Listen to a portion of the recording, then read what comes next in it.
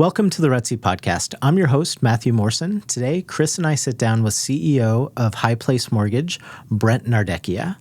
Of course, Brent's going to talk about all things mortgage and rates, but we really talk about how the core of his business has been building strong relationships. My biggest pain point, and we've been tracking this, it's usually agents that are newer. They didn't treat their job like a business. It's a one-sided street in that. I, take. What can you do for me?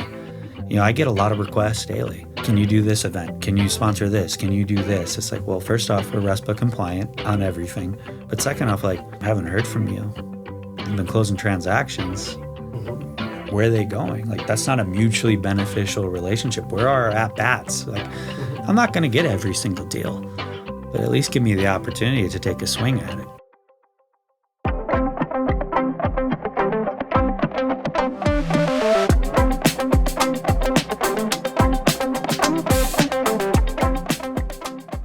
Well, welcome to the RETSY Podcast. Today, we're joined by Brent Nardecchia. Brent, thank you for being here. Anytime. Appreciate you guys having me.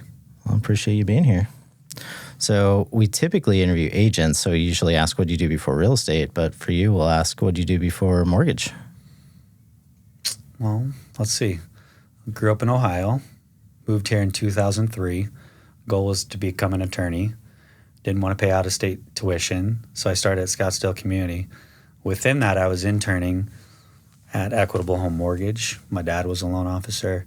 My mentor, Frank Medaya, owned the company, and I was interning there. And first semester of college, I dropped out because I got a taste of real estate, a little bit of flipping, trustee sales stuff, and then interning as a loan officer assistant.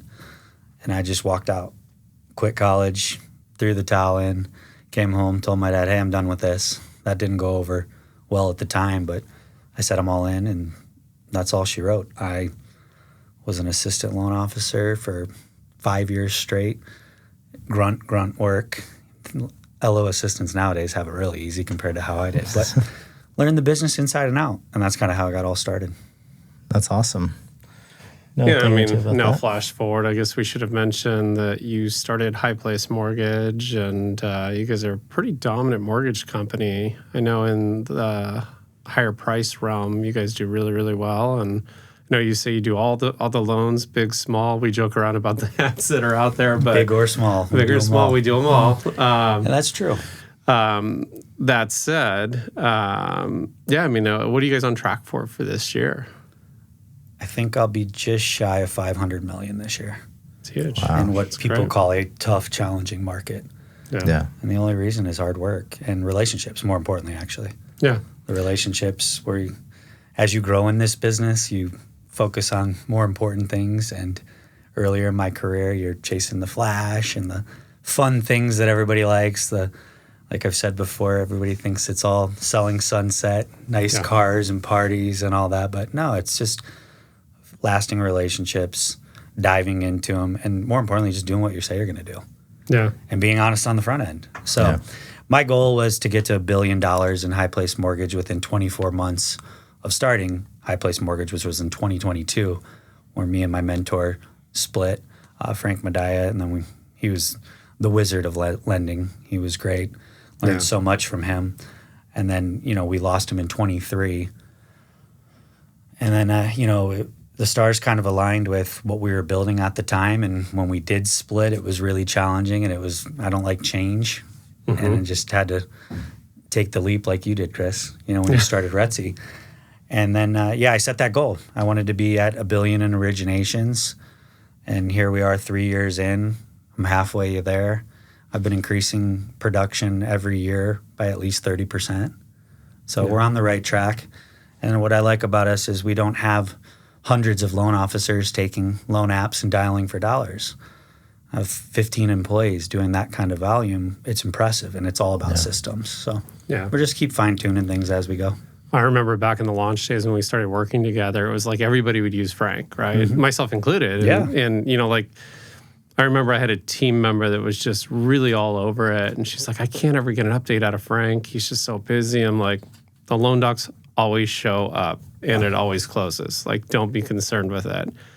And then it was just like, I remember having a deal. He was tough to get a hold of because he was busy, and he said yes to everybody and got deals done. Mm-hmm. And then I started working with you, and I'm like, basically, Brent can do everything Frank can do, but he picks up the phone, responds to text, and can get back to people. So then you and I started working together, and you were doing more and more for launch at that time. Mm-hmm. And yeah, we've known each other We've for been a long on a time. path of growing companies at the same time. It's been great. Yeah. And it's the thing, like, my dad introed me into the business, made me work for every bit of it. He was really great when he was on. And then market crashed, lots of challenges. He had his own thing going on there, and I just decided to stay at Equitable. And I looked at Frank and I was like, I have nothing.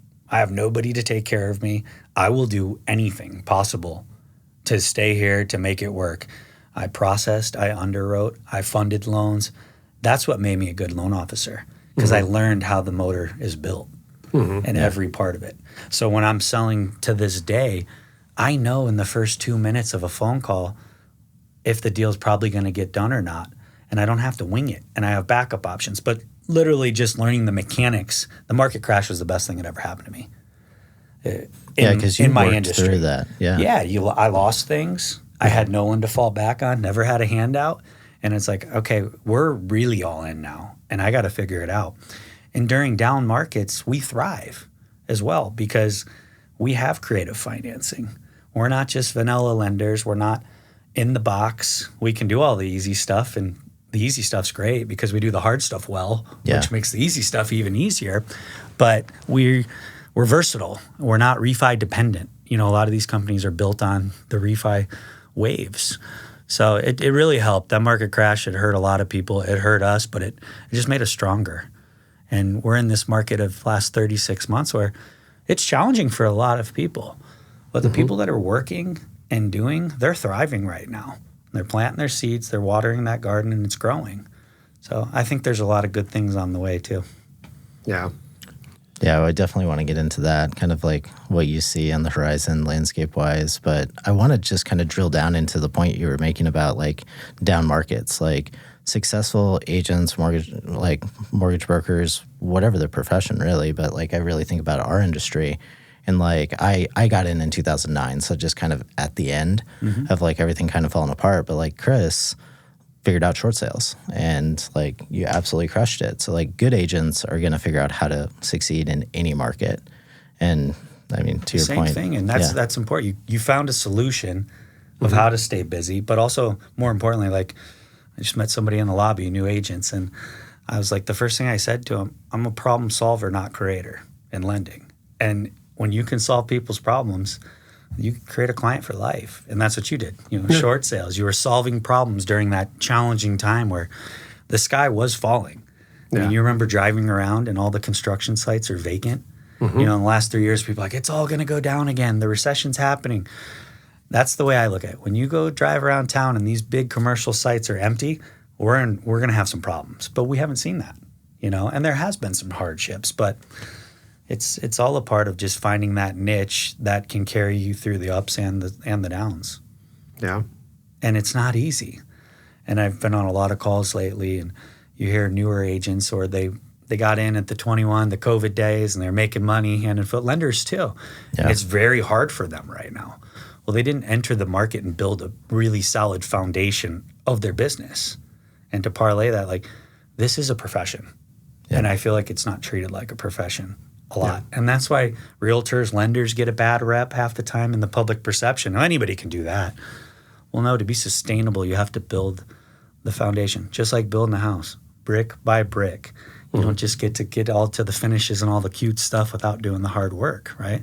Yeah. And I want the industry to change back into that relationship building side of things. Yeah, I mean, one thing I appreciate about you and your business is your creativity of getting deals done. I mean, you have high net worth people, clearly have assets, maybe their business. I mean, like, I'm talking about the type of clients that... The normal in our town, yeah. We'll make a couple $1 million and then buy a jet and depreciate it fully in the first year and like literally make no money. So they go into a typical bank, and the bank's like, there's nothing really we can do for you. You're not showing any income, even though we know you have it. where you're able to cross-collateralize other properties to get deals closed. One of the only lenders in the Valley that I've ever seen that can do that successfully. And then, like you said, like solve problems for people. Yeah. And for us in the industry, it's like, our clients come to us. If we can bring somebody that brings that type of solution to the table, we're the go-to for them. Yeah. And also just, we're very honest on the front end. We're not taking applications in to have an application that sits. And that's very popular in my industry.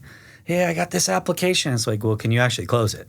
Because if you can't, and this is what I think about with every pre-approval letter I send out. If High Place is on it, I'm closing it.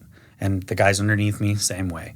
If our name is in the market and we're sending a pre-qual, we better have every intent that that loan can get done and closed, because that's a reflection on us. Not to mention, now you're hurting a seller.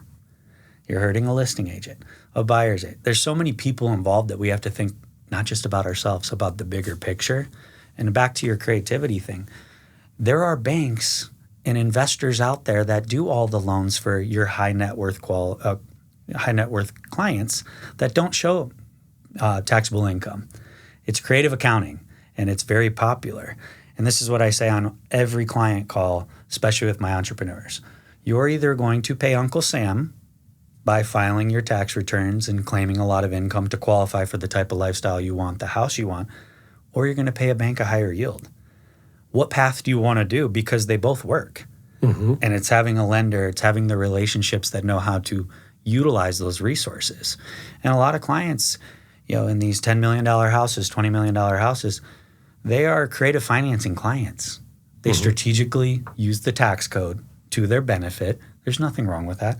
I have guys who live in $20 million homes that show they make $100,000 a year at the end of the day on their adjusted gross income. They're not doing anything wrong. They're utilizing the tax code to all of its benefits. They have plenty of assets, reserves. I come and get the call, I have a lot of assets, but I don't have income. Well, you have income. Your assets essentially are income. If you're showing them appropriately, there's ways to qualify. So it's just diving deeper into lending, and that's all I know. I grew up in this industry, 22 years now. I started when I was 18 years old. So I always saw it that way. I had a brief stint at Chase Bank, a little bit at Wells Fargo, corporate, not for me. Well, it's like these big banks. I mean, they basically have these checklists they can follow, and then they have like the person trying to push these loans through, and then they have like, I'm going to guess 5 people on the back end that are just, their job is to say no, to find the ifs, to find the gotchas. And I think you've got not only a great process for like onboarding a client, taking an application, but your appraisal board, your appraisers that you hire to go out and appraise these high net worth homes or these higher priced homes are just better top tier people. I mean, they're well qualified. I remember we had a deal earlier this year where they kept going with this cheap lender who kept going to this appraisal firm that kept sending out these appraisers that like live in Buckeye, are used to doing track appraisals, which anybody can do that. And then they see this $800 to $1,000 a foot product, and they just can't wrap their heads around it. Yeah, it's experience. I remember that one deal where it's just like we basically told them, like, in order to give you an extension, you got to figure out your lending. Like, and maybe you should talk to Brent. But they went with the relationship with their bank. 2 failed attempts at appraisals. The appraiser was so far off, it was embarrassing. I remember sending it to a mutual friend of ours that's an appraiser, and he looked at this. He's like, they valued the land at $500,000. Yeah, I mean, the land under the house is worth $2 million at least. Shout out to Andrew Turley, my guy, Andrew. Phoenix Valuations. We got to have him on the pod too. Yeah, Andrew's, I mean, he's a wealth of knowledge. I mean, it's just like every time like I get called for a quote or something in some article, it's like his name's above mine immediately. But yeah, he likes really his well articles. I had one last night come to me from him. Look at this. I was on I'm that so text. proud of you, buddy. So proud of you. But back into that, it's also, you get what you pay for. And I'm extremely competitive. I control my margins. I see raw pricing. No one's handing me a rate sheet telling me to go send it. I control my margins. I know what the banks are buying notes from me at. Big banks, small banks. I have credit unions that buy direct from me that won't work with anybody else in this town. Relationships. But I see it time after time, even on the appraisal things. Like Mark Norris, another great appraiser. He's local. He has an appraisal management company. But you the fees of appraisals have inflated just like the cost of a credit report. When I first started 22 years ago, I think we were paying $12 or $14 per credit report. Right now, credit reports are over $100 a report. Wow. I order about 100 credit reports at least a month. It adds up. And I have a true operation, in-house underwriting, all that. Like, there's people out there doing loans from their closet. We joke about they're the broker shops, the small ones. Like, but there's no infrastructure to support you as an agent partner, to support the volume, to support the client with all the options they need. You know, these big mortgage companies you see all over, some own sports teams and stuff, you're in the box. And that's not the best price. I could sell direct to those big name household companies. They're not the best price, but they've created in the marketplace that they're the cheapest, they're the fastest. That's not the case. Yeah. So it's just educating the clients of like what's truly available to them. Yeah. And more importantly, you get what you pay for. I have clients that I've had multiple clients that have hundreds of $1 million in their accounts. And I'm the first one to tell them, call Morgan Stanley where your money's sitting or UBS. They're probably going to give you a sweetheart deal. And 9 out of 10 times, they'll call me back. Thank you so much. They're going to give me a half point better. They don't want me to move money or they're going to margin it. Being creative, they always end up calling me down the road. Yep. So you do the right thing. Now, a lot of them have all that money, but then they have all the other hair on their deal on the other side. So you got to let them go down that path, and then they'll come back to me and I'll close the deal. We might lose a couple weeks in that, and then I have to rush it. But doing the right thing on the right. You're looking at me like, yeah, Chris has done that about 50 times. I'm like, you just got to let people kind of figure out from themselves. But there are always options to get people where they need to be, especially in lending. It might not be immediate, and nothing is, patient in our industry.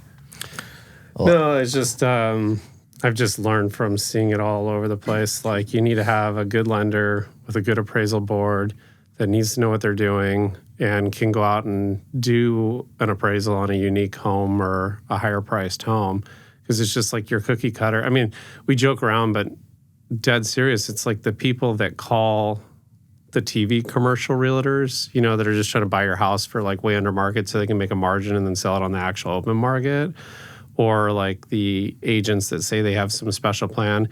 I mean, literally, they get what they pay for every single time. 1,000%. And we talk about, discount brokers. Like, same thing. You get what you pay for. Yeah. We had one recently where it's just like, I mean, you pull up their website versus RETSY, and it's like they misspelled 3 words in the first paragraph of their website, and it's just clearly a discount brokerage, and they do no marketing, they do nothing, and it's just like people try to compare that, and sometimes they go with the cheap lender, and for your cookie cutter clients buying a $400,000 tract home, and they feel like they're getting the best rate, that's one thing.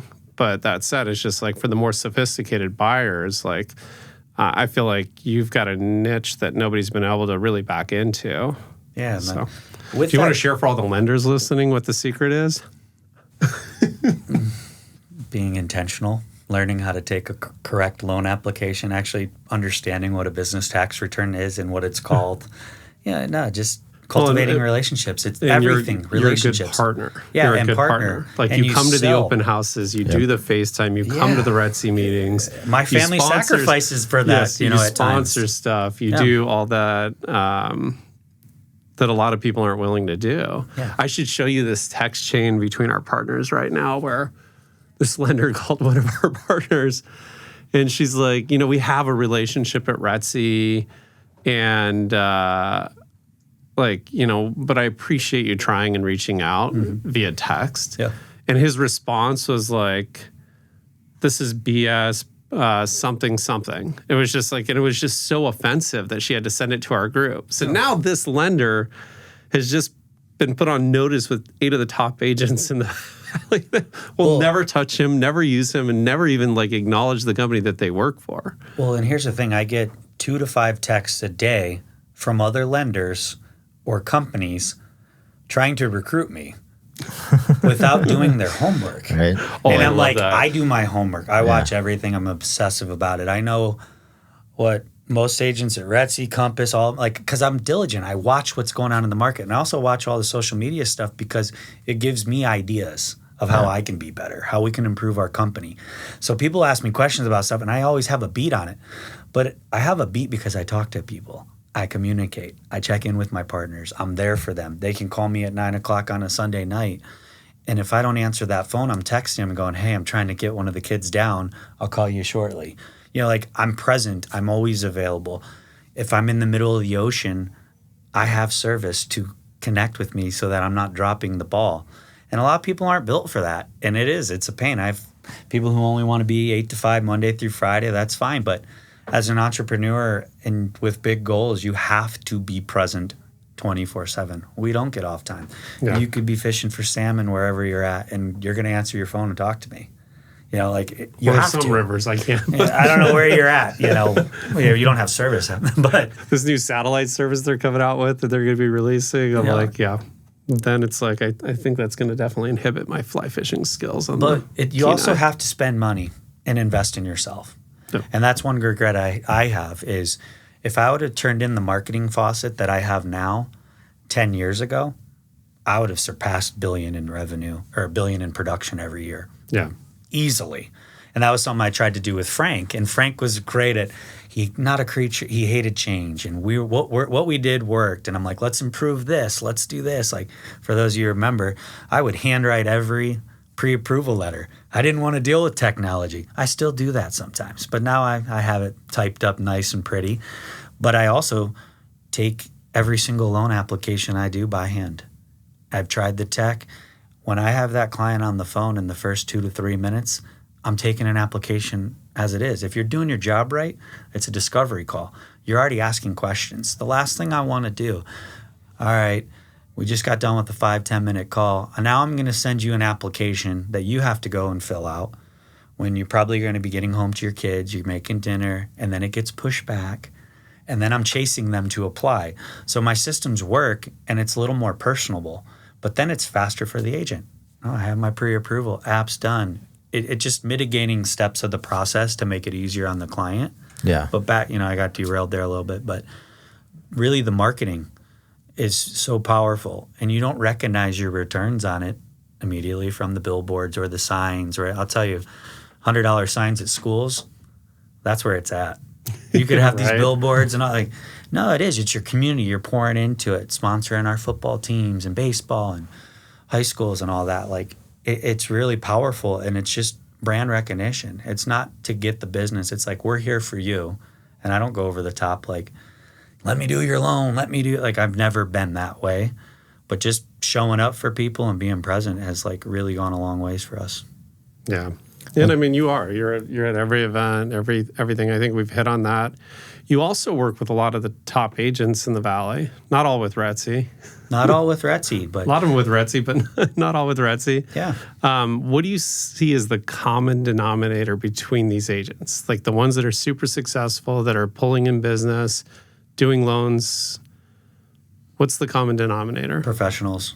And the second thing, they value and understand the importance of a relationship and a two-way street like we talk about.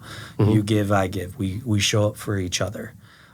My biggest pain point, and we've been tracking this, it's usually agents that are newer that aren't running their business like a business.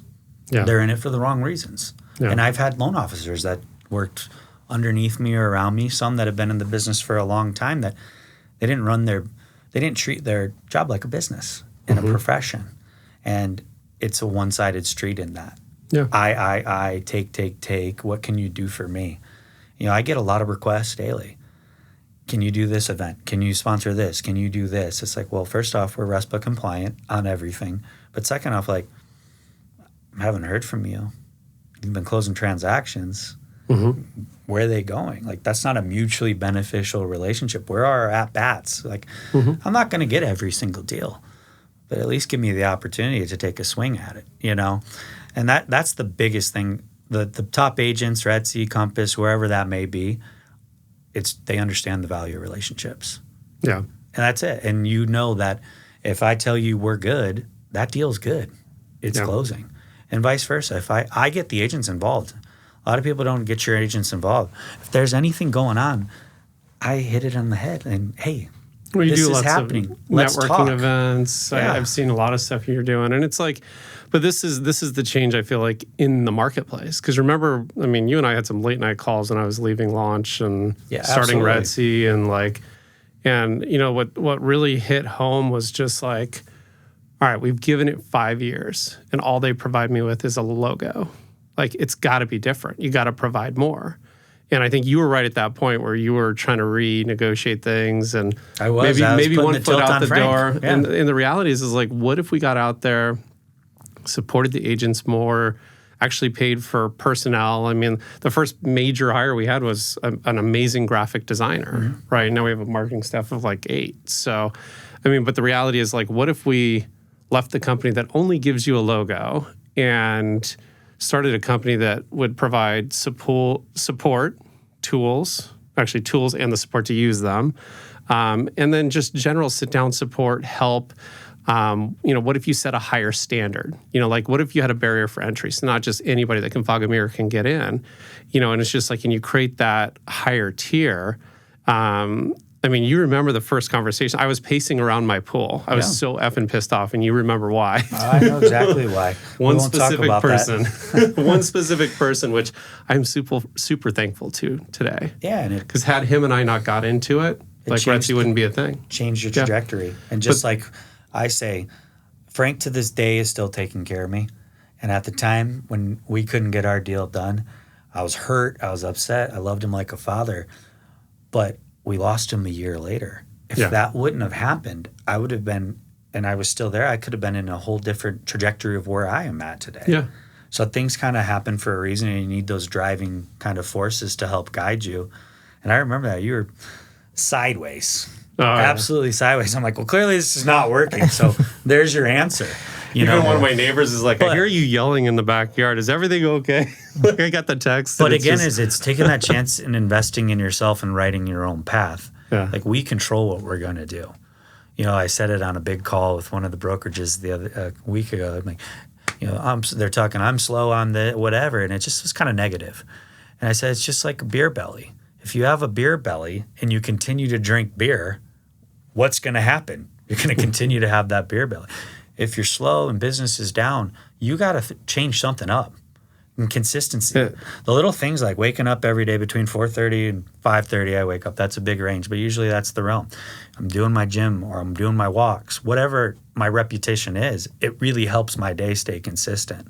And I know that I'm going to be starting my day off right. And it's just little things like that. Like you have to do something, and we control our destiny. Yeah.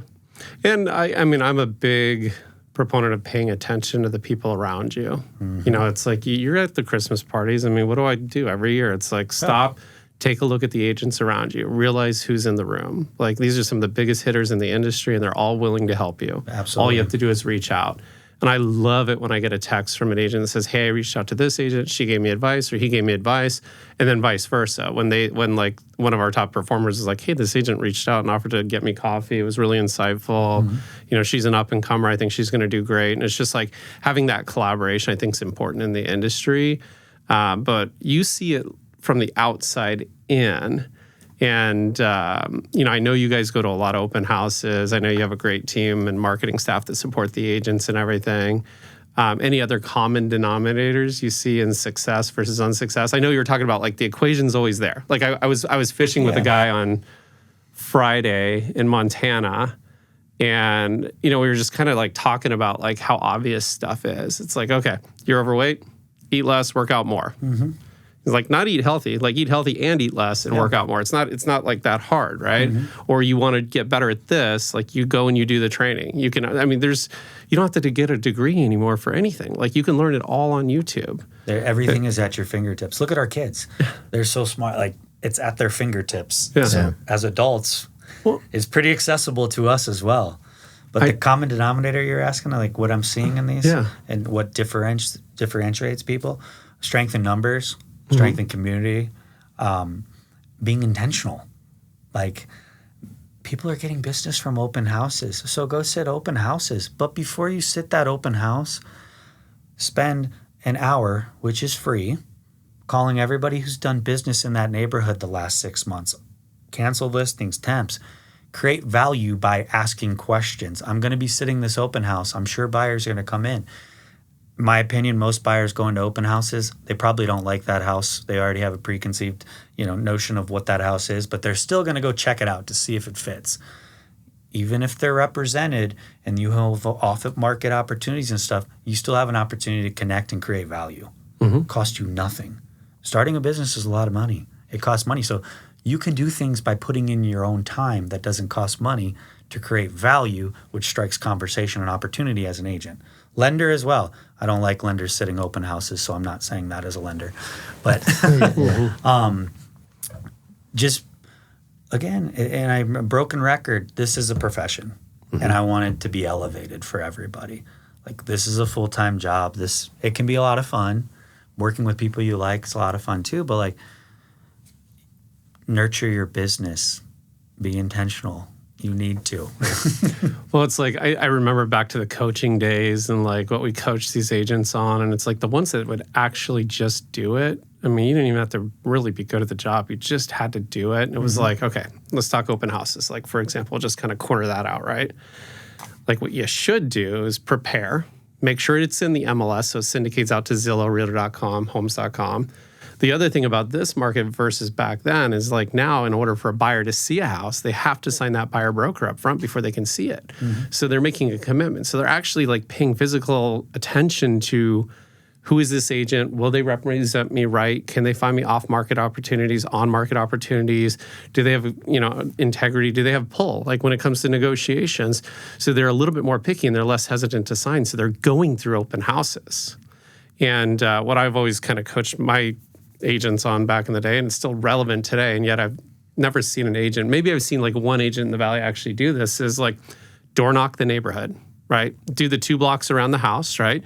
Bring them a brochure, invite them open to the open house, have something relevant there, like maybe custom cookies from a local bakery or something local, right? Give the neighbors a reason to come over. The reality is like all neighbors are nosy. Like even me, like there's homes in Hilker I haven't been inside. I'm like, I would love to go inside and see it, but they would love to come see it. If they're invited over. You put your name tag on. Hi, I'm Chris. We don't really do name tags anymore, but back in the Century 21 days. I used to have to wear a name tag. I was the in-house lender at Russ Lyon Lincoln office, and they get us name tags, and it was so bad. But I mean, like, who does a good job at this? Like Paul and Nate. Yeah, Paul's great at it. They'll send out a postcard. They do the social media posts. They'll door knock the neighborhood. They'll invite the neighbors over. And their open houses are awesome. There's a ton of people at their open houses. And there's a reason for that, right?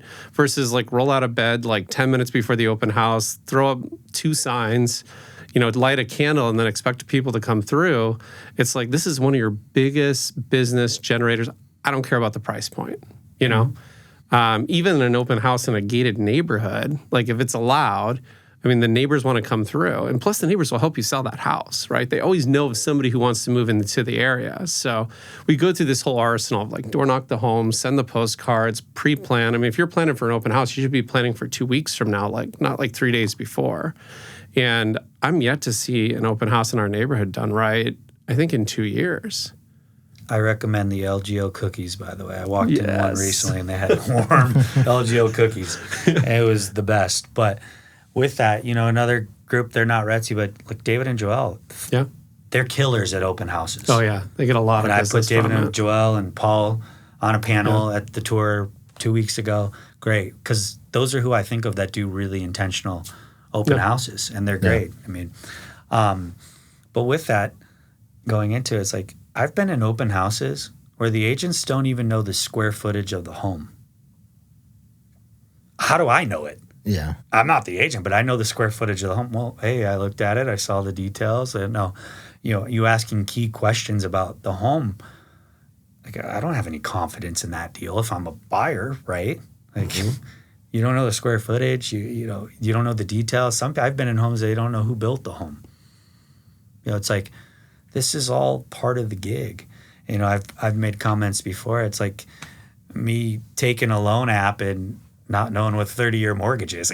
Something silly like that. That's how I look at it as a realtor, like knowing what you're sitting, knowing the inventory you're representing, knowing also the clientele that you're probably going to be speaking with and how they conduct and all that. But more importantly, we're in sales. Like, it is a sales job. So we have to sell, right? We have to sell ourselves. We have to sell our company, our brokerage support, whatever that may be. And it's a package deal, and it is all connected. And I'm a big proponent on who you surround yourself with. You know, strength in numbers. You know, your peers are important. Like, I know at High Place, if my staff's conducting a certain way that doesn't reflect our brand, that's a problem. Because you have to show up for each other, and reputation's important. And you see that in our community. It's very challenging. Well, I want to expand on that too, because, like, you know, Nathan Anderson, Paul Nicolay have amazing open houses, but it goes back to your relationship point, and you're supporting your community, because I do my best to go to every single RETSY broker open, and I always see Paul. Like, he is always there supporting the RETSY agents, and he gets it in return when he hosts an open house. So, I mean, like, that's just, I wanted to highlight that. Like, it's such a great point. And I encourage it too, like, regardless of the brokerage you're in, you can collaborate with other agents and have a great professional relationship and friendship and get deals together. You know, just like High Place isn't for every lender out there or whatever, but we still have relationships all over. I've got great relationships with lenders at big banks, small banks, all that. Like, they call me a lot because they can't get shit done. And I close it and help them. And their client's their client, but I help to bridge that gap and solve a problem for them. And that should be in the agent space too. Because inventory's low, right? Especially in our hood, you know, that there's lower inventory and people have deals off market. And having that professional connection helps you make things happen. And I think that we should really focus more on cheerleading for everybody's success. It's easy in this world to look at what other people are doing and have envy or whatever, but people need to champion each other more. That's one thing I really believe in right now. Everybody should win, and there's opportunity for everybody to win. And I'm competitive as shit, Chris. You know that. I want to win everything. Everything, but I believe I am one of the best lenders. I still believe he was one of the best ever to do it. He could sell snow to an Eskimo. He's brilliant. And half the time, in that moment, he was full of shit, but he made it happen. And it was brilliant. I loved him to death. I miss him every day. But I do believe I am one of the best in the country. The stats do show that. But I truly believe, and I'm thriving to be one of the best ever loan officers to do it in our industry. But it's hard work, and it's being super intentional and learning from mistakes, because we sure make a lot of them, and learn from them as we go. It's just a hard industry in general. We're dealing with people. Lots of emotions. We've talked a ton about, like, relationships. Is that something you just learned over 22 years of doing this, or was that instilled in you by your dad, by Frank? Learned. Yeah, I had a lot to learn growing up. And I mean, the first 10 years of my career, was trial and error, focused on the wrong things, not dealing with personal shit, childhood stuff, all that stuff. It bottles up. Then you add outside elements. You're making money. You're doing all the things that people see in the industry, going out, doing all those things. Like, I had to get all that shit out of my system to really understand, like, we're not chasing money, chasing lasting relationships, which then turn into sustainable business practices, which also equals money, right? Doing the things that are sustainable, because I made a lot of mistakes with that, like chasing the deal, and just treating it as a transaction and just on to the next one, and got to get the next deal, and that also, like, I had to learn with managing my people too, nurturing them. They're going to make mistakes. They're human, and in my world, when we make mistakes, they're really costly at times, especially with interest rate locks and the market's moving constantly. And we have, if things aren't disclosed right, I don't get to go back and charge it. I have to eat it, and as you're growing a business and your operation costs are high and you're running a P&L, like, some mistakes can be 10, 20 grand in a week, and you're like, holy shit. But giving grace to your employees, like, those are things that I've had to learn and nurture and go, it's part of running a business. Let's be better next time. And it still happens. And I have the best staff in the world. I really do. They show up for me. I sometimes probably work them too hard, but they show up for me, and we've got a great relationship. But that's a big part of it, like the management side. And it's tough. It's not for everybody. I kind of got derailed there I'm thinking about all my staff. I see their faces right now. Yeah. What was the original question? Yeah, I got derailed. Oh, I was asking where like the emphasis on relationships comes from for you. So yeah, I mean, you answered it. Well, honestly, like connectivity with Chris and Sean, other people in our market, like that took time to develop and nurture, and then those relationships turn into more like just pouring into each other. It's like it truly blossoms into more opportunity for everybody, and just showing up and just. That's where it's at. Like I have relationships all over, and we always talk about, like I think we've done a series. I've got a guy. Yeah. I've got a guy that'll come wash your cars for you. I've got a guy that'll do your like having those relationships with help everybody, and helping people structure their businesses. Like I help agents structure their businesses. I help them structure their tax returns. I don't tell them how to file their income, but I help them structure as professionals and how they can have all the nice cars and present themselves.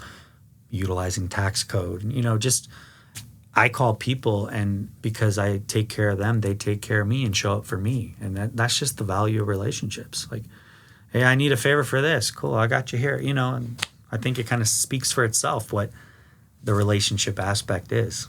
Yeah. What does it mean to you, Chris? I mean, I've always found if you're willing to give, and not expect anything in return, like. Life just comes at you, and it's an abundance. And it doesn't matter if it's on the real estate side of things, the client side of things, advice. It's just always worked out for me. It's like, I mean, think back to the real estate coaching days, and we didn't do that for money. Like, yeah, there's not money in that. Well, and what's funny is like we're all in brokerages where like, oh, I keep like 10% of the commission, or I keep 90% of the commission, the brokerage keeps 10, and it's like the opposite in real estate coaching. It's like the coaching company keeps like 80, the coach keeps 20. So none of us are doing this for the money. Yeah. Like we're doing it for the experience, you get satisfaction out of seeing agents grow. I mean, I have an AI tool within RETSY. We were talking about this with a PR company where it's just like, I can go through and analyze every one of our agents. I can see who's struggling, who's crushing it. And this is why on Fridays, like a lot of our agents will get texts from me like, hey, congrats on that huge deal. That's the largest deal you ever closed. Did you know that? I saw you've been down for like the last 3 months. What's up? Like, can I help you with anything? Can we do some one-on-one time? Like, let's dive into this, right? And a lot of our agents, I mean, they'll take me up on it. Like, I was up north with an agent. He's like, I really want more people in my neighborhood in Flagstaff to notice me, right? So we sat down and we dove into our ads tool and uploaded that neighborhood. And then, like, the gratitude part, it's like I spent a half an hour over lunch to show him how to build this ad on the RETSY platform, get it out there, show it to everybody. And then I get a text from him just a couple days ago. He's like, hey, I was just at this parents thing and in the neighborhood, and everybody's like, hey, what's the deal with RETSY? Like, I'm seeing your ads all over the place, because they're specifically being targeted. And it's just like, this is going to flow into business. And he was super appreciative. But I was like, yeah, that feels good. Like, knowing that it works. Like, I've seen it work in my business. Doesn't necessarily mean it's going to work in everybody's business, but unless you try it, you don't know. Like, we joke around about the bus benches all over town, and agents are spending a ton of money on that. I think it's a total waste because you can target the exact people that you want to be your clients that know you and love you already, or maybe it's specific addresses or names in a neighborhood, and just target them directly for branding. Like, nobody's looking at bus benches. I mean, they're not even looking at the effing road. Well, they're on their phone their whole time, right? If they're looking at them, they're drawing on them. What's funny is they're yeah, right. I'm like, I'll call. Like, you got hearts on your face and whoring. Like, she's like, oh, right. Lord. All right, Jack, let's blank out that name, please. But that said, it's just like, they're not even watching the road. They're on their phone. So they have a more likelihood of seeing my ad on their phone while they're driving than looking at a bus bench. This is why it's just like agents don't realize it. There's so much more out there if you're willing to look for it, right? And if you dive deep, you can probably figure out the company I approached to do that and the customizations we did, but you're never going to get the pricing we can get because we spend $1 million a year with them. Yeah. So that said, it's like, you've seen under the hood, you get it, but there's satisfaction in helping other people. Either you have it and you get it, or you don't. Yeah. One of my guys, he's the best, and he's one of my junior LOs and super capable, but he was at 6 different mortgage companies in 9 years. And he's every day tells me how thankful he is of us. And it's super rewarding. And he didn't, excuse my language, he doesn't know shit in lending. And we've molded him into this where I'm very confident that I hand him stuff and he's nurturing it and he's doing intentional. But like big mega corporations in lending that are nationwide that he worked for and nobody poured into him. He was just a license number. Yeah. And to see him thriving, and I'm like, this is why your numbers were always where they were. Like, he only knew what he knew, right? It feels good. Yeah, and it's rewarding. And I hear him, and on his calls, I listen to their calls from the other office, and I'm like, he's starting to sound like me, on the phone. And Frank, same thing. There'd be times where agents would come in, you sound just like Frank now, and just creating that human element and all that, he's starting to really learn. But it's really rewarding. Yeah. And to see them elevating in their life and taking care of their families and yeah, being able to do more, Well, and it's just like we're in a day and age right now where you can type anything into ChatGPT and be told exactly what you need to do to get that thing accomplished. Or like I referenced that other AI tool, but I mean, not only can I figure out like who's doing well, I can like take a blueprint for an agent that's at a certain age, that's been in the industry for a certain year, male, female, actually kind of does matter when you do the math on the numbers, and their sales history and how many people are in their contact database. And like when I sit down with them at RETSY, I'm like, okay, if you bring all this to the table, you should see this type of appreciation in numbers. If you're willing to adopt and use some of the tools and everything. If you're not, stay where you are. But that's have to do the work. We have all these tools now, so it's like, we have all these tools now where it's just like, it's easier now than ever, and it's going to get easier. But there's the other side of the spectrum where a lot of stuff that is the day-to-day for real estate agents is going to be taken over by AI, and their expertise, their knowledge of the neighborhood, all the stuff we hit on, like when you're doing open houses and knowing the neighborhood, knowing this and knowing everything off market, on market, people are going to be going to you for those reasons. They don't need to know the value of the house. They can check it on 5 different comp sources, right? They don't need to, what they're going to ask you is like, what do you think of this neighborhood, right? And that's where I excel, especially in Arcadia. Like, people will call me and I'm like, yeah, I know the house. I know your neighbor, Joe. Yeah. Or where, I always try to bring that human element of like, where are your kids going to school? Yeah. Well, my kids are in Veritas, or my friends' kids are at CLS or Hopi, or wherever that may be. Like, you're creating a relationship and giving comfort there, and you're adding value that impacts their day-to-day life.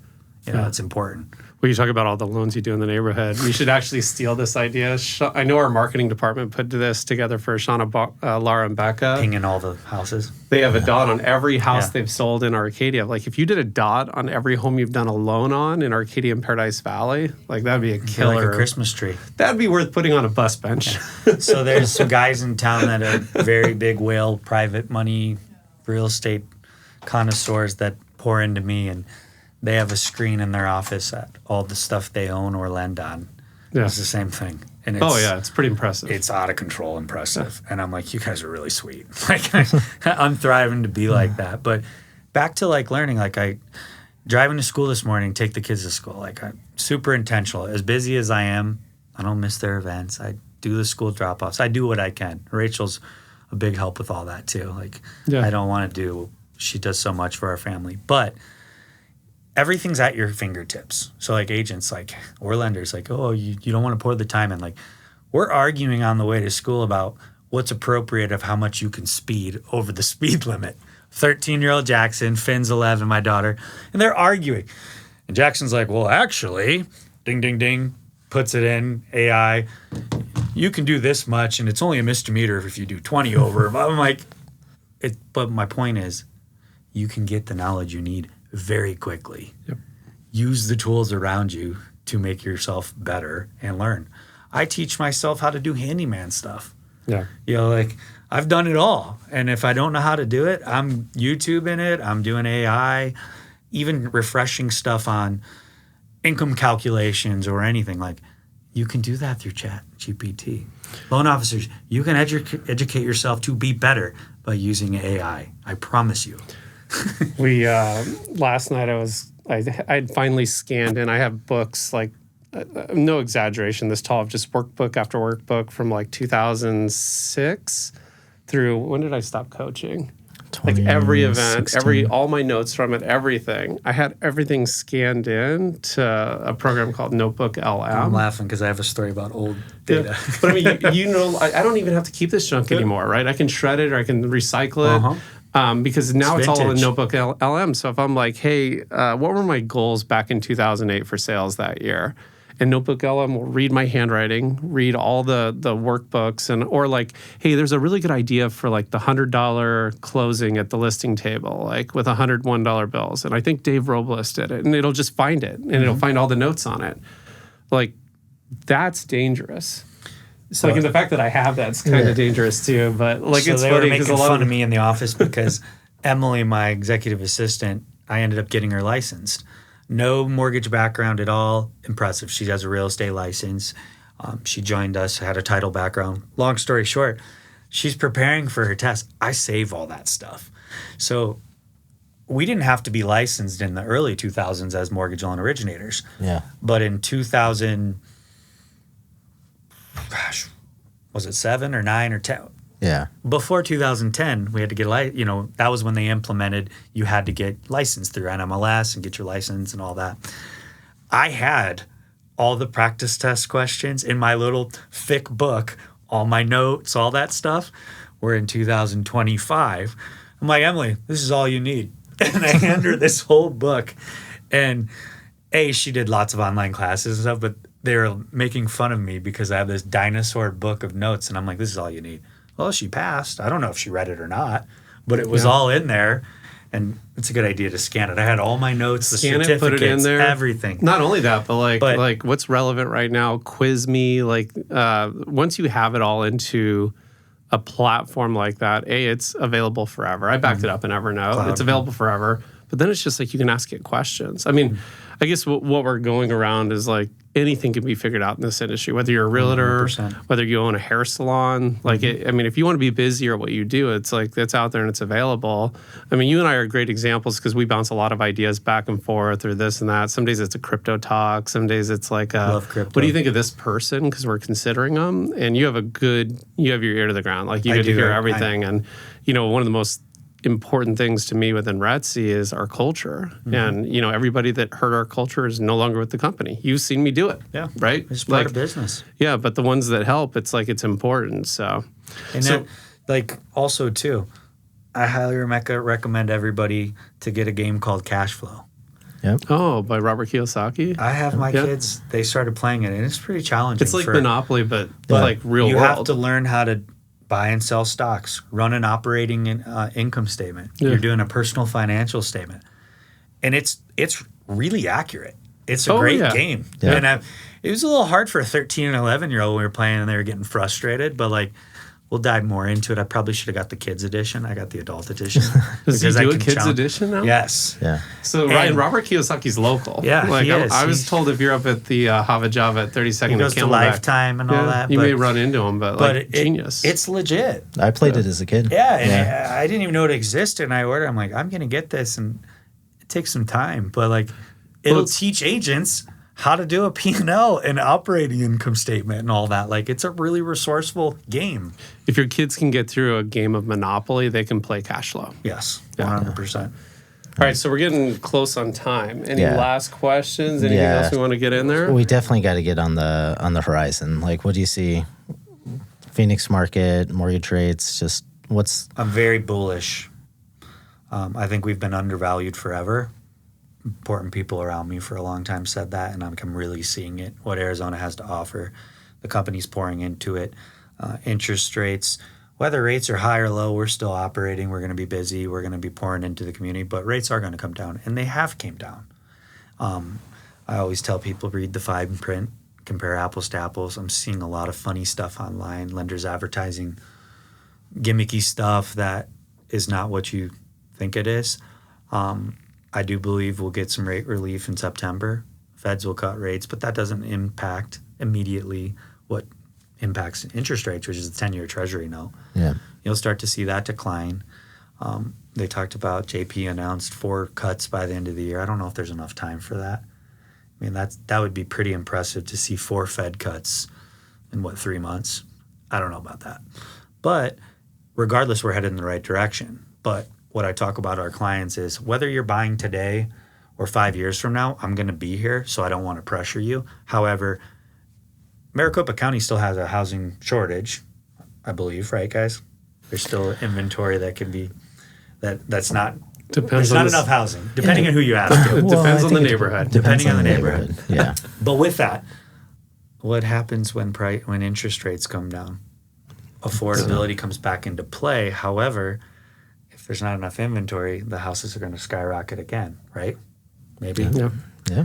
100%. So if you're paying a half point higher on an interest rate right now and still appreciating markets, and then demand gets higher, and maybe you have to pay 10% more on that price tag of that home, 15%, maybe it's even 7%. You're still paying more. Yeah. It's not worth waiting. Yeah. Buy now. Yeah. I don't like the cliche date the rate, marry the home. No. It's got to be timings for you. Life happens. Kids, divorce, marriage, whatever that may be. Something's always going to trigger life events to where you have to buy, sell, move, whatever that may be. But me personally, being what I would think a professional in the industry, I'd rather buy today than wait for another year. Yeah. Because I do believe rates are coming down and demand will go up, and then our prices will go up. I think you're 100% right about that.